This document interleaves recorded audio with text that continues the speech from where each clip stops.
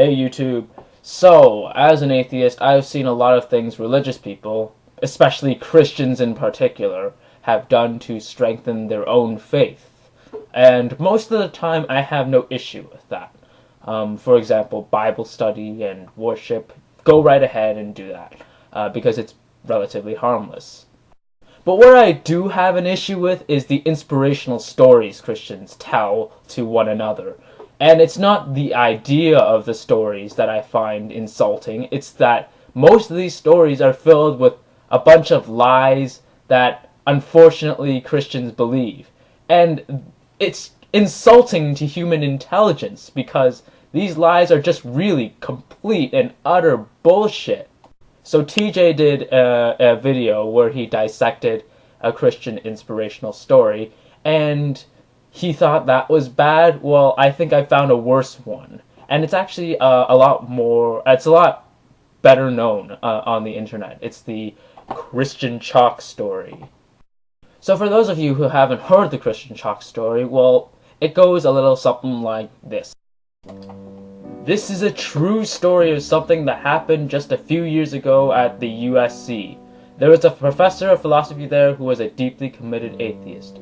His primary goal for the class was to spend the entire semester proving that God could not exist. His students were always afraid to argue with him because of his impeccable logic. Sure, some had argued in class at times, but no one had ever really gotten against him because of his reputation. At the end of every semester, on the last day, he would say to his class of 300 students, "If there is anyone here who still believes in Jesus, stand up." In 20 years, no one had ever stood up. They knew what he was going to do next. He would say, "Because anyone who believes in God is a fool. If God existed, he could stop this piece of chalk from breaking and hitting the ground. Such a simple task to prove that he is God, and yet he can't do it." And every year he would drop the chalk onto the tile floor of the classroom, and it would shatter into 100 pieces. All the students would do nothing but stop and stare. Most of the students thought that God couldn't possibly exist. Certainly, a number of Christians had slipped through, but for 20 years they had been too afraid to stand up. Well, a few years ago, there was a freshman who happened to enroll.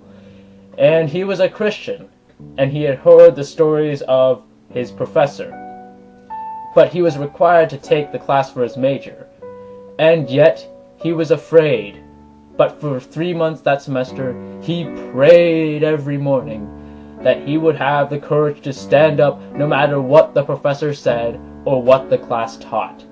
Nothing they said could ever shatter his faith, he hoped. Finally, the day came.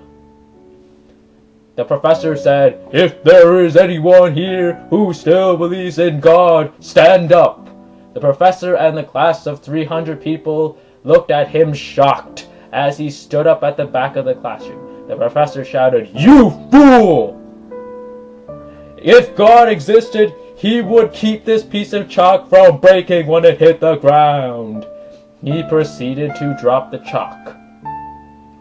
But as he did, it slipped off his fingers, off his shirt cuff, onto the pleat of his pants, onto his pant leg, and onto the floor. As it hit the ground, it simply rolled away unbroken. The professor's jaw dropped as he stared at the chalk. He looked up at the young man and then ran out of the lecture hall. The young man, who had stood, proceeded to walk to the front of the room and shared his faith in Jesus for the next half an hour. The 300 students stayed and listened as he told of God's love for them and his power through Jesus. First of all, I know they said this was a philosophy class, but what kind of philosophy class is this exactly? The philosophy of atheism? Then what the heck are Christians doing here? Second, I don't know about America, but where I come from, teachers aren't allowed to inflict their religious beliefs on their students. So you'd think that for 20 years, someone might have spoken up about this teacher trying to impose his own ideology on his students. I guess not. And seriously, dropping a piece of chalk on the ground does not prove or disprove anything.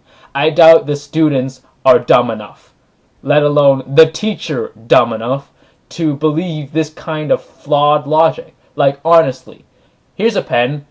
If I drop it and it hits the table below me, let's see here, then clearly God doesn't exist. Ready? 3, 2, 1. Are you convinced now that God doesn't exist? I didn't think so. How do you expect a bunch of college students and a professor to believe that? And honestly, if I was a freshman and that program was required for my major, and the professor teaching that course was an extreme militant atheist, then yes, I think I'd want to transfer schools before this guy keeps preaching to me about his own personal beliefs. Like, okay, let's move on. This teacher is clearly out of his mind. And honestly, that's like if you were black and you willingly went into a classroom knowing the teacher was a known racist. So the freshman confronts the teacher, and the teacher proceeds to drop the chalk, and the chalk doesn't break, and the teacher runs out of the classroom like a little pussy. Because that's what all teachers are like, right? When they're defeated in logic, they just go running out of the classroom and go, "Oh no, I just got owned by a student. My career is over. My whole life is over." So, to top this story off, the Christian student goes to the front of the class to lecture 300 of his students on the importance of believing in God. Isn't that special? Because clearly, kids, imposing your personal beliefs on others is completely a-okay as long as you're a Christian and not an atheist. Because atheists are complete villains when they try and shove their beliefs down other people's throats, but when a Christian freshman does it, he's Mother friggin' Teresa.